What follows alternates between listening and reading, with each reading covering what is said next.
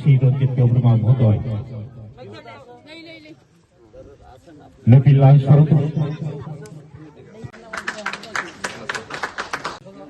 শ্রী দ্রৌপদী বিশ্বাস সরকার মহোদয়া মণিপুরি ইংলিশে খুব সুন্দর ভাষণ দিয়েছেন। আমি শুনেছি 1939 খ্রিস্টাব্দে মণিপুরের যে মহিলাদের যে আন্দোলন, যে যুদ্ধ, সেটা আজও স্মরণীয় হয়ে আছে। এটা শুধু স্মরণীয় না, এটা একটা ইতিহাস। এই ইতিহাসকে আপনারা স্মরণ করে আজও বিশেষ অনুষ্ঠানের মাধ্যমে আপনারা পালন করে যাচ্ছেন। এটা আগামী দিন আমাদের শুধু মণিপুরী জনগোষ্ঠী নয়, অন্যান্য জনগোষ্ঠীকেও আন্দোলনে হোক, নিজের অধিকার প্রতিষ্ঠার সংগ্রামে হোক, প্রত্যেকটা জায়গায় আমাদেরকে উৎসাহিত করবে, আমাদেরকে প্রেরণা দেবে। আমি এখানে এসেছি, অনেক আমাকে সম্মান দিয়েছে, আমি গর্ববোধ করি, কিন্তু আমি আপনাদেরকে কিছু দিতে পারিনি আজ পর্যন্ত। আমি খুবই লজ্জিত। আমি এই এলাকার বিধায়ক। এই রাস্তাটা এক্সিকিউটিভ ইঞ্জিনিয়ারকে আমি বলেছিলাম এটা করার জন্য। আজকেও আমি ওনাকে ফোন করছিল, মাননীয় মুখ্যমন্ত্রী মহোদয় করেছেন, উনি মনে হচ্ছে চলে গেছে, মোবাইল বন্ধ করে আছে। আমি খবর নিব। এখানে আমার বোন বিনতা আছে, ওনার একটা নাট মন্দির আমি করে দেওয়ার জন্য আমি চেষ্টা করেছিলাম, কিন্তু একটু যেটা খরচটা একটু বেশির জন্য এটা এখনো করতে পারছি না।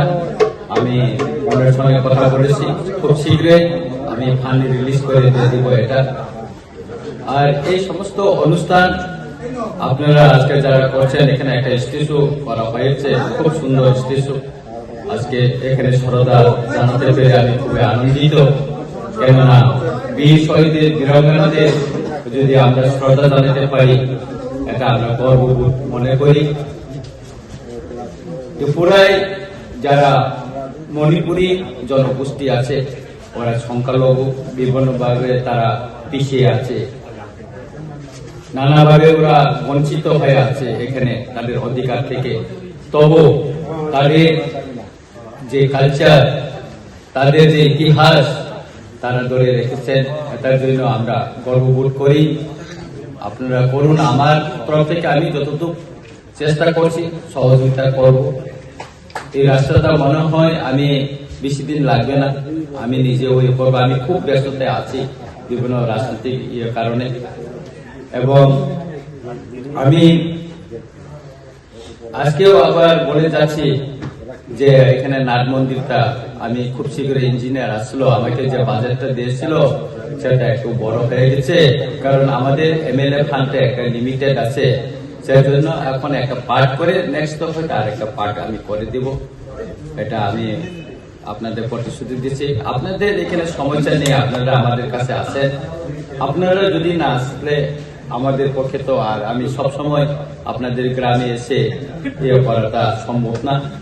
আপনারা আমাদের কাছে আসবেন, আমি যতটুকু সম্ভব চেষ্টা করব। সবাই আছে, বিভিন্ন জায়গায় রাস্তা করে দেওয়া হয়েছে, বাঙালি অধ্যুষিত এলাকায় অনেক রাস্তা করে দিয়েছি, যেটা কখনো কাউ কল্পনাও করতে পারেনি, যা অন্যান্য সরকাররা করতে পারেনি।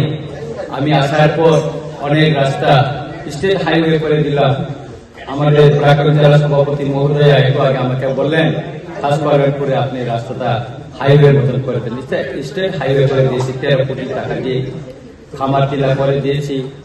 তারপরে আর একটা আমাদের যুব মোর্চা যেটা, ওনার বাড়ির রাস্তাটাও আমি এটাও করে দিয়েছি, আরো অনেক রাস্তা করে দিয়েছি। এই রাস্তাটা করা হবে। আপনাদের এখানে আরেকটা সমস্যা আমি জানতে পারি, আপনাদের এখানে জমি রেজিস্ট্রেশন নিয়ে অনেক সমস্যা আছে।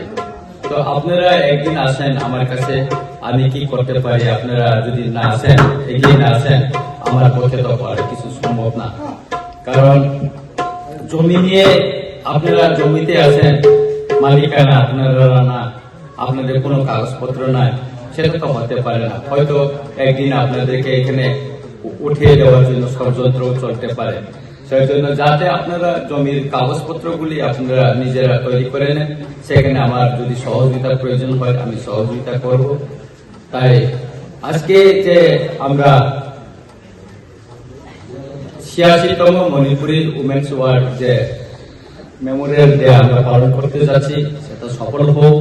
এই অনুষ্ঠানের জন্য আমি শুধু একটা আমার তরফ থেকে আমি দিয়ে যাব, আমি 5,000 টাকা আপনাদেরকে এই অনুষ্ঠানের জন্য দিয়ে যাব।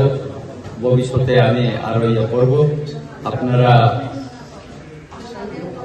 মনে করি আমি আপনাদের এই অনুষ্ঠানটা সুন্দরভাবে পরিচালনা করতে পারবেন। আরো অন্য যদি কোনো সমস্যা থাকে আপনারা আমাকে জানাবেন।